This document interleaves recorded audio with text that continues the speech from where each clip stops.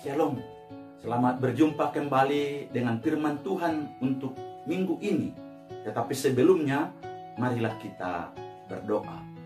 Damai sejahtera yang melampaui segala akal, yang datangnya daripada Kristus Yesus Tuhan kita, kiranya menyertai hati, pikiran, perasaan, dan seluruh hidup saudara di saat mendengarkan sabdanya hari ini. Amin. Dasar firman Tuhan untuk kita minggu ini diambil dari Markus 10 ayat 35 sampai ayat yang ke-45 dengan tema kepemimpinan yang menghamba. Kepemimpinan yang menghamba. Demikian bunyi firman Tuhan. Lalu Yakobus dan Yohanes, anak-anak Zebedeus, mendekati Yesus dan berkata kepadanya, "Guru, kami harap supaya engkau kiranya mengabulkan suatu permintaan kami." Jawab Yesus kepada mereka, "Apa yang kamu kehendaki aku perbuat bagimu?" Lalu kata mereka, "Perkenankanlah kami duduk dalam kemuliaanmu kelak, yang seorang lagi di sebelah kananmu dan yang seorang di sebelah kirimu." Tetapi kata Yesus kepada mereka, "Kamu tidak tahu apa yang kamu minta. Dapatkah kamu meminum cawan yang harus kuminum dan dibaptis dengan baptisan yang harus kuterima?" Jawab mereka, "Kami dapat." Yesus berkata kepada mereka, "Memang kamu akan meminum cawan yang harus kuminum dan akan dibaptis dengan baptisan yang harus kuterima. Tetapi hal duduk di sebelah kananku atau di sebelah kiriku, aku tidak berhak memberikannya. Itu akan diberikan kepada orang-orang bagi siapa itu disediakan." Mendengar itu, ke-10 murid yang lain menjadi marah kepada Yakobus dan Yohanes. Tetapi Yesus mengambil mereka lalu berkata, "Kamu tahu bahwa mereka yang disebut pemerintah bangsa-bangsa memerintah rakyatnya dengan tangan besi, dan pembesar-pembesarnya menjalankan kuasanya dengan keras atas mereka. Tidaklah demikian di antara kamu. Barang siapa ingin menjadi besar di antara kamu, hendaklah ia menjadi pelayanmu. Dan barang siapa ingin menjadi yang terkemuka di antara kamu, hendaklah ia menjadi hamba untuk semuanya. Karena Anak Manusia juga datang bukan untuk dilayani, melainkan untuk melayani dan untuk memberikan nyawanya menjadi tebusan bagi banyak orang." Sejauh demikian firman Tuhan. Kita yang berbahagia adalah yang mendengarkannya, memelihara dan melaksanakan dalam hidup kita hari lepas sehari. Saudara-saudara di dalam Kristus Yesus Tuhan kita, sewaktu pertama kali dulu masuk kampus di sekolah teologi, saya masih ingat saya satu kamar dengan teman satu tingkat, tapi juga dengan kakak tingkat 2 dan tingkat yang kelima atau terakhir. Karena memang kami satu kamar ada 4 orang. Nah, biasanya di sana selain kita harus membereskan tempat tidur, kita juga harus menyapu kamar, mengepelnya, dan juga tiap hari ada kerja praktis untuk membersihkan halaman dan kadang-kadang kamar mandi.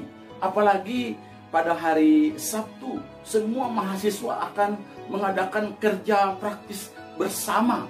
Dan kalau giliran kita yang ke kamar mandi, wah, kalau pada awal-awal semester baru seperti itu cukup merepotkan, ya. Karena memang para mahasiswa ada yang datang dari kota, tapi ada juga yang dari desa atau dari kampung. Ya mungkin karena di desanya atau di kampungnya pada saat itu belum ada WC seperti sekarang ini. Ya maklumlah, mereka sudah terbiasa mungkin BB di sungai atau di parit atau mungkin di WC liar.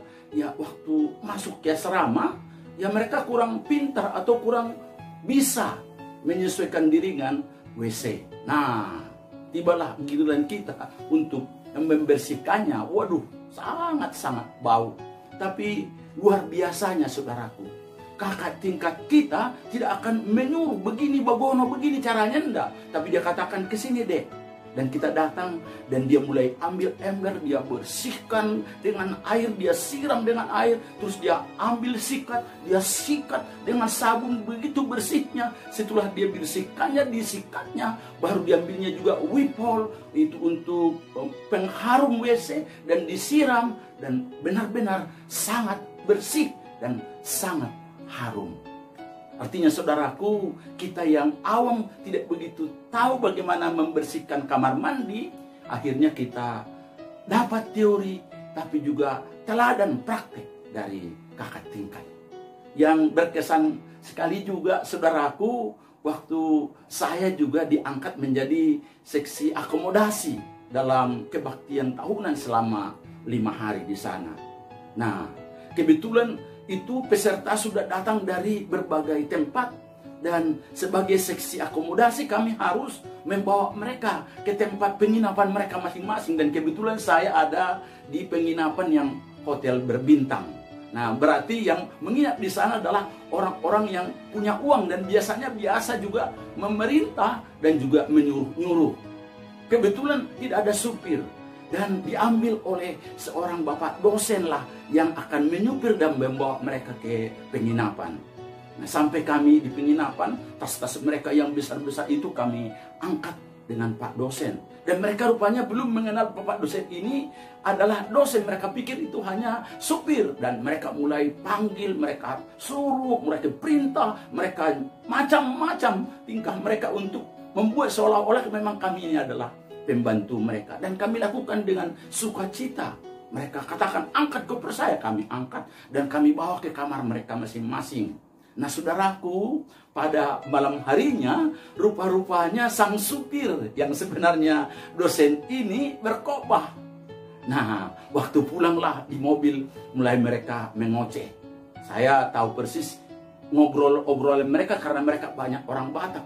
Dan mereka katakan, Eda, rupa-rupanya yang tadi siang saya suruh angkat tas dan juga untuk mengambil sabun dan macam-macam, itu adalah Pak dosen, itu adalah pengkhotbah, itu adalah pemimpin. Ya. Dan mereka katakan, saya sangat malu untuk itu. Dan saya mulai menenangkan mereka, saya katakan, oh tidak apa-apa. Kami di sini sudah terbiasa melihat hal-hal yang seperti itu, mengajar kami supaya memang rendah hati dan mau melakukan tugas pelayanan apapun dengan baik, supaya banyak orang dimenangkan kepada Kristus Yesus. Dan puji Tuhan, saya melihat mereka ada banyak perubahan dan akhirnya menjadi berkat bagi banyak orang. Saudara-saudara yang dikasihi di dalam Kristus Yesus, kepemimpinan dapat diartikan sebagai proses mempengaruhi dan mengarahkan para pegawai atau yang dipimpin dalam melakukan pekerjaan yang telah ditugaskan kepada mereka sesuai dengan visi yang telah ditetapkan. Tentu kata pemimpin tidak hanya terbatas dalam arti orang yang menduduki jabatan seperti kepala, ketua, komandan, direktur, eporus, bishop, pareses, pendeta resort, manajer, dan juga panglima dan berbagai jabatan lainnya. Tapi kata pemimpin bisa juga digunakan kepada semua orang yang melakukan tugas pekerjaannya dalam bidangnya masing-masing. Ada ya tentu yang tinggi ya, ada yang bidangnya besar, ada juga yang dalam ya. Pokoknya banyak tugas, tanggung jawab, kewajiban yang harus dikerjakannya, bisa besar dan juga bisa terbatas. Berarti saudaraku, semua orang pada dasarnya adalah pemimpin di lingkungannya sendiri, dalam tempat kerja, dalam rumah tangga, dalam kelompoknya, dan juga dalam berbagai bidang yang lain. Tukang parkir atau perawat contohnya, ya, jika seorang tukang parkir sedang memarkir kendaraan entah siapa itu, bisa saja di dalamnya yang sedang memarkir itu adalah panglima, bisa juga eporus, bisa juga bishop, tapi mereka harus tunduk kepada siapa? Kepada arahan yang diberikan oleh tukang parkir tersebut. Begitu juga dengan seorang presiden atau gubernur atau pendeta resort yang sedang sakit di rumah sakit. Ya, mereka harus tunduk kepada aturan yang dibuat oleh para juru rawat dan dokter. Supaya apa? Ya, supaya mereka cepat sembuh, saudaraku yang dikasihi di dalam Kristus Yesus. Betul, saudaraku, konsep kepemimpinan yang umum biasanya dikaitkan dengan apa? Konsep kuasa atau power yang besar. Karena kepemimpinan diidentikan dengan harta dan juga uang beserta kuasa yang besar. Maka muncullah opini umum yang mengatakan bahwa seorang pemimpin adalah seorang yang memiliki kuasa, memiliki jabatan. Dan kuasa ini dan jabatan ini biasanya apa? Diperebutkan, ya, dicari. Dan kalau boleh, ya diperebutkan secara tidak benar, dengan curang, bahkan berlawanan dengan firman Tuhan, berlawanan dengan hal-hal yang telah Tuhan gariskan, sehingga mereka banyak yang berdosa karena tidak sesuai dengan kehendak Tuhan. Walaupun memang ada banyak orang dengan cara-cara yang sesuai dengan firman Tuhan, yang sungguh-sungguh baik, memenuhi syarat apa yang telah Tuhan gariskan. Dan lucunya, saudaraku, banyak orang Kristen yang mengaku-ngaku dirinya pemimpin, ya, baik itu di gereja, baik itu di yayasan Kristen, atau di kumpulan-kumpulan Kristen, atau di perusahaan-perusahaan, atau di lembaga-lembaga pemerintahan dan di tempat yang lainnya, ya. Mereka itu memimpin, saudaraku, baik di tempat lain, tapi konsep dan aksi kepemimpinannya tidak sesuai dengan yang diajarkan dan didemonstrasikan oleh Yesus sendiri sebagai pemimpin yang sejati. Tetapi mereka melakukannya dan mengaku para pemimpin walaupun bertentangan dengan konsep dan apa yang telah dilakukan oleh Tuhan Yesus. Aneh memang, tapi juga nyata.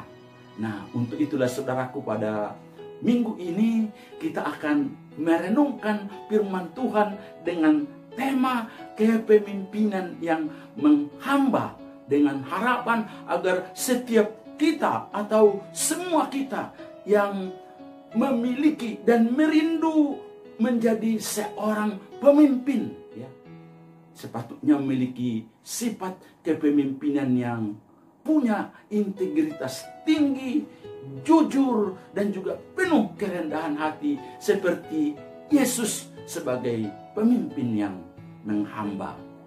Mari kita perhatikan satu persatu. Yang pertama, saudaraku, pemimpin adalah hamba. Sekali lagi, pemimpin adalah hamba. Saudaraku, semua orang tentu rindu dan berharap menjadi orang besar, pemimpin yang hebat, terkemuka dan dihormati banyak orang. Dan rupa-rupanya, saudaraku, kedua murid Tuhan Yesus yang bernama Yohanes dan Yakobus juga tidak luput dari keinginan tersebut menjadi orang besar ini. Dan hal ini terungkap saat ketika mereka dan murid-muridnya sedang berjalan menuju Yerusalem. Mungkin mereka berpikir bahwa Yesus nanti waktu di Yerusalem akan memproklamirkan dirinya sebagai seorang raja yang didamba-dambakan, yang dinanti-nantikan oleh umat Israel. Dan saat itu mereka sudah bayang-bayangkan bahwa mereka ini nanti menjadi menteri-menteri utama daripada Tuhan Yesus. Makanya cepat-cepat mereka meminta, ya, datang kepada Yesus. Supaya apa? Supaya perkenankanlah kami duduk dalam kemuliaan-Mu kelak, Tuhan, yang seorang lagi di sebelah kananmu dan seorang lagi di sebelah kirimu. Itu ayat dalam 37. Dan saudaraku, dalam pernyataan tersebut terlihat apa artinya orang besar itu. Karena menurut mereka orang besar itu adalah memiliki jabatan atau menjadi pejabat pemerintahan atau pejabat kerajaan. Dan Saudaraku, itu berarti ada kuasa. Ada sesuatu yang besar mereka rindukan. Dan mendengar permintaan mereka itu, Yesus berkata, tahu enggak risiko daripada permintaan kalian itu? Bukankah sebenarnya saat Anda meminta permintaan itu, hal itu berarti kebesaran, kemuliaan itu harus ditempuh dengan jalan pengorbanan dan jalan penderitaan. Dan mereka katakan, iya, kami siap. Dan memang saudaraku itu mereka buktikan, mereka memang pasti siap. Dan Yesus katakan memang kalian harus juga siap sebagai murid Tuhan Yesus. Tapi Yesus katakan, inilah jalan yang aku tempuh. Yakni apa? Jalan salib, jalan penderitaan, jalan pengorbanan. Melalui apa? Meminum cawan dan istilah dibaptis seperti yang Yesus akan alami.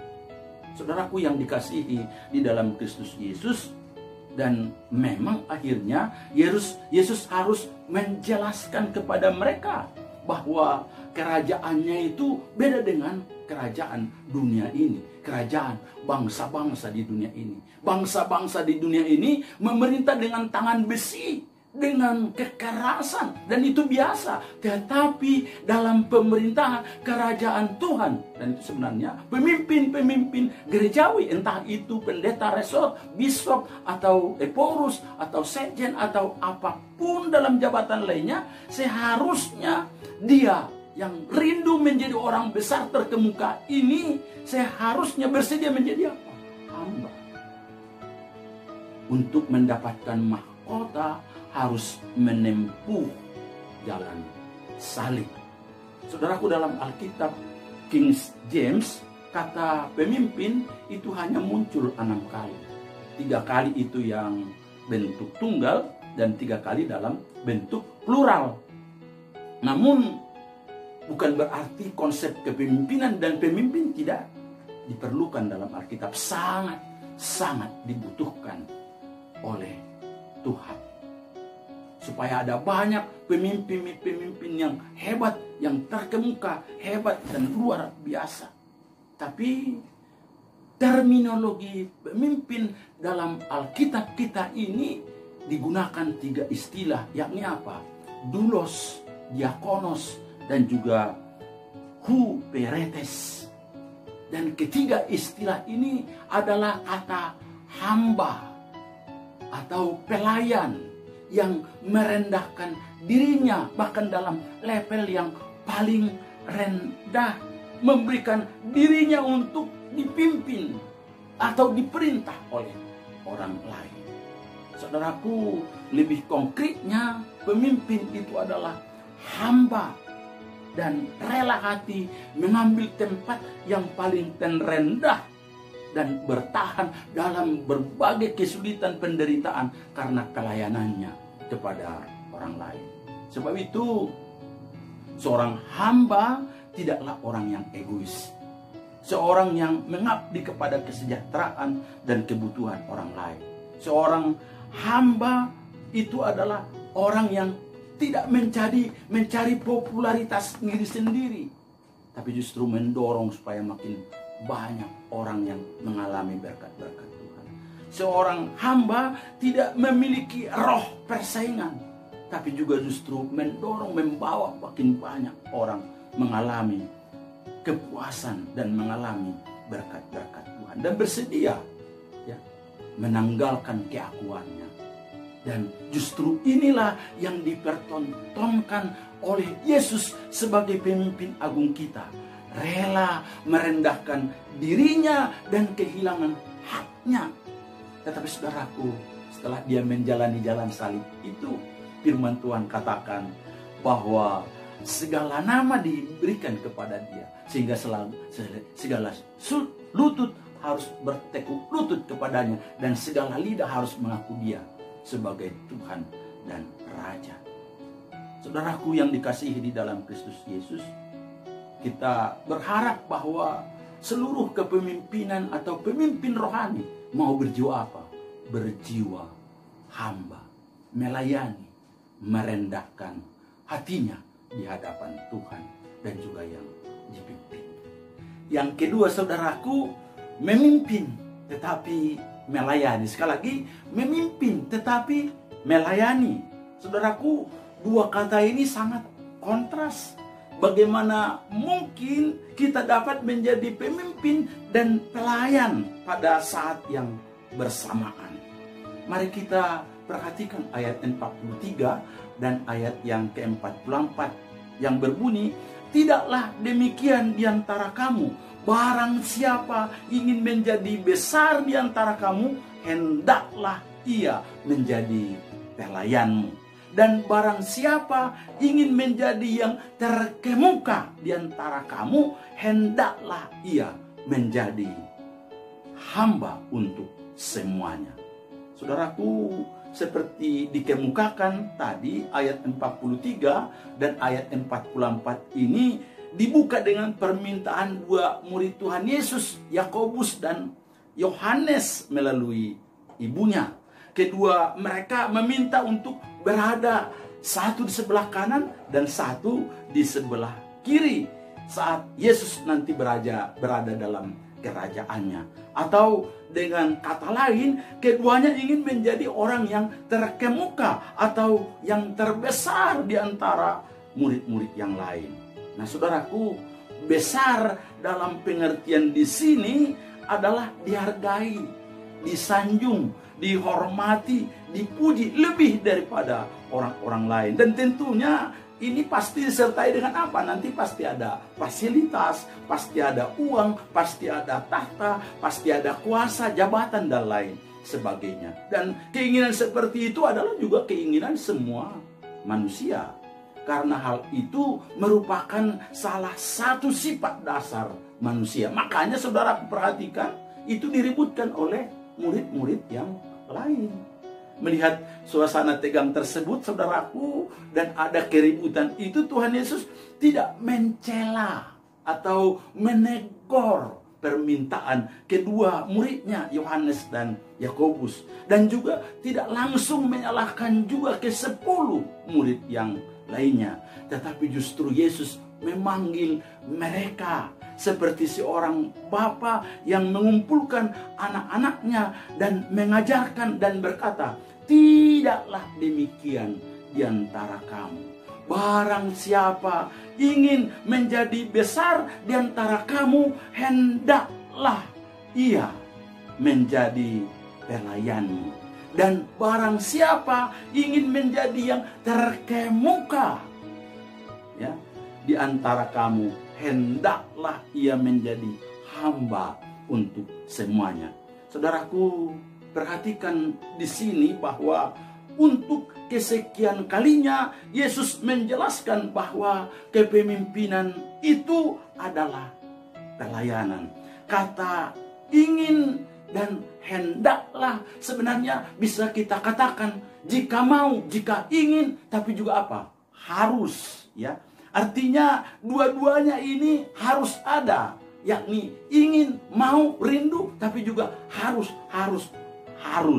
Yesus mengajukan syarat yang konkret. Apakah Anda ingin menjadi besar? Bagus.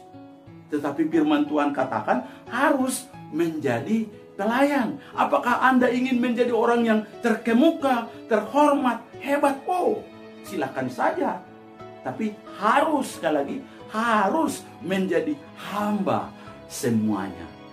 Tapi saudaraku, biasanya kita cenderung berak sebelah toh. Condong kepada hanya sisi ingin, sisi mau, tapi melupakan kata apa? Harus. Kita cenderung ingin besar, namun tidak mau menjadi pelayan, terus mau dihormati, mau terkemuka, mau hebat, tapi tidak mau menjadi apa? Pelayan dan menjadi hamba bagi semua orang. Makanya Yesus menekankan keduanya, ingin dan mau, tapi juga harus sejajar, disertai dengan kata harus. Artinya tidak salah jika orang atau seseorang ingin menjadi pemimpin yang hebat, pemimpin yang berhasil, tapi pemimpin yang sejati itu harus mau dan juga bersedia untuk melayani. Rupa-rupanya saudaraku, dalam kerajaan Kristus, menjadi pemimpin harus menjadi pelayan orang banyak. Beda dengan bangsa-bangsa atau dengan dunia ini, saudaraku. Ada banyak contoh para pemimpin yang hanya apa? Melayani dirinya sendiri, bahkan dengan kekerasan, dengan tangan besi, dan itu biasa. Dan puji Tuhan saudaraku, ajaran Tuhan Yesus ini menjadi pemimpin dan pelayan ini yang melayani dengan sungguh-sungguh dalam hatinya, ya. Sudah jutaan orang, bahkan mungkin miliaran orang Kristen rela, ya, tidak menerima kuasa, tidak menerima kehormatan dan kekayaan dalam melakukan tugas pekerjaan kepemimpinannya. Dan sepatutnya lah saudaraku, kita berdoa dalam rangka pemilu kada di Indonesia ini tanggal 9 Desember nanti, atau saat perhelatan sinode tahun ini atau tahun-tahun yang akan datang, ya. Siapa yang mau ingin berhasrat menjadi bupati, menjadi gubernur atau pemimpin dan kepala daerah, siapa yang mau jadi ketua sinode, menjadi bishop, eporus, pareses, DS, dan juga jabatan-jabatan gerejawi lainnya, itu adalah keinginan yang mulia, keinginan yang pantas, keinginan yang luar biasa. Tetapi biarlah mereka juga menanamkan di dalam hatinya dan berkata, saya pasti dan harus melayani. Saya pasti harus menjadi hamba, menjadi pelayan hamba. Tidak hanya rindu menjadi pemimpin, menjadi orang besar terkemuka, tapi mengabaikan pelayanan dan menjadi hamba. Itu artinya berat sebelah, mau enaknya doang. Saudaraku yang dikasihi, sebenarnya harus kita pahami, kalau kita tidak mau melayani, sepantasnya tidak boleh dan tidak berhak menjadi pemimpin. Yang ketiga, saudaraku, Yesuslah teladan pemimpin yang patut kita tiru dan teladani. Sekali lagi, Yesuslah teladan pemimpin yang patut kita tiru dan teladani. Saudaraku, kalau kita perhatikan ayat yang ke-45, secara jelas Yesus berkata tentang dirinya, yang berkata, karena anak manusia juga datang bukan untuk dilayani, melainkan untuk melayani dan memberikan nyawanya menjadi tebusan bagi banyak orang. Saudaraku, inilah yang disebut dengan pemimpin teladan bagi setiap kita yang rindu menjadi pemimpin sejati, yaitu rindu melayani, menghamba, dan bahkan mengorbankan dirinya bagi yang dilayaninya. Makanya saudaraku, seorang pemimpin yang baik tidak boleh menjadi seperti seorang ngebosi atau menjadi seorang bos yang hanya memerintah saja, ya. Karena bos dan pemimpin itu memiliki perbedaan. John Maxwell memberikan perbedaan antara pemimpin dengan bos sebagai berikut. Bos menggiring pekerjanya, pemimpin justru melatih mereka. Bos tergantung pada wewenang, pemimpin pada itikat baik. Bos menimbulkan rasa takut, pemimpin menimbulkan antusiasme. Bos mengatakan aku, pemimpin mengatakan kita. Bos menetapkan kesalahan untuk kemacetan, pemimpin memperbaiki kemacetan. Bos tahu apa itu yang dilakukan, pemimpin menunjukkan caranya. Bos mengatakan jalan, pemimpin mengatakan mari kita jalan. Dengan demikian saudaraku, apakah seorang pemimpin harus melayani atau adakah gaya alternatif lain bagi seorang pemimpin? Mengenai hal ini, Hans Pinsel mengatakan bahwa kalau Tuhan atau Dia yang adalah Raja di atas segala raja, Tuhan di atas segala Tuhan saja mau melayani semua orang. Mana mungkin, katanya saya. Pinsel katakan, mana mungkin saya dalam benak saya menyangka bahwa saya harus dilayani oleh mereka yang saya pimpin. Dalam hal ini dia menyadari melayani dengan mengorbankan diri, melayani dengan sungguh-sungguh bermental hamba adalah kunci keberhasilan kepemimpinan. Saudara-saudara yang dikasihi di dalam Kristus Yesus Tuhan kita, pasti semua kita rindu menjadi pemimpin, menjadi orang besar, terkemuka dan terhormat, dan itu bisa-bisa saja saudaraku.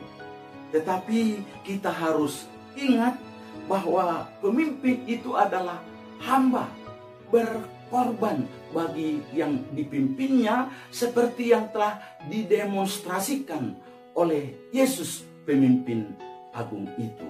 Memang saudaraku, kepemimpinan Allah Yesus Kristus ini tidak natural, seolah-olah berlawanan dan bertentangan dengan karakter kita yang berdosa, yang ingin terkemuka tetapi enggan melayani, ingin menjadi besar tetapi enggan dan tidak mau menjadi hamba bagi semua orang. Untuk itu saudaraku, berdoalah dan imanilah agar kita dimampukan untuk menjadi pemimpin yang menghamba, pemimpin yang melayani dan mengorbankan dirinya bagi banyak orang. Dan jadilah pemimpin gereja, pemimpin organisasi, atau memiliki jabatan-jabatan strategis yang hebat, tapi juga menjadi orang tua yang penuh kasih, saling melayani dan memberikan yang terbaik, bahkan melayani dengan sungguh-sungguh penuh integritas, jujur, dan menjadi berkat bagi sesamanya. Sekali lagi saudaraku, saya berdoa kiranya Allah menolong setiap Anda untuk menjadi pemimpin yang terkemuka, pemimpin yang terhormat, pemimpin yang terbesar dan dihargai banyak orang. Tetapi juga saudaraku, saya rindu Anda juga sungguh-sungguh rindu, bahkan harus dan berkehendak untuk melayani, menghamba, dan mengorbankan diri saudara bagi banyak orang. Kiranya Tuhan Yesus memberkati saudara. Amin.